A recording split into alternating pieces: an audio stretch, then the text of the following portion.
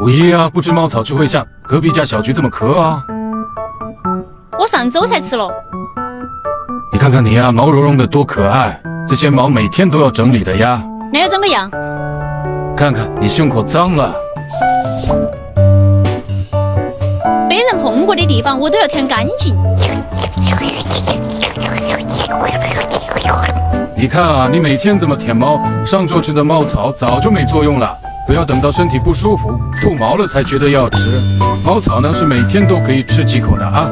想要方便，可以吃这种猫草片，一周喂几次。但是上次怀疑为啥子要吃药？哗哗的咳嗽还伴随着打喷嚏，感冒引起的，那就不能只吃猫草，肯定要吃药啊。狗尾巴草有点吃腻了，明天给我带点牛筋草吧。你个小猫咪别挑了，现在冬天，外面的草比你后妈我的头还秃。啊，你不是许愿池里的王八吗？不要逼我送你去留。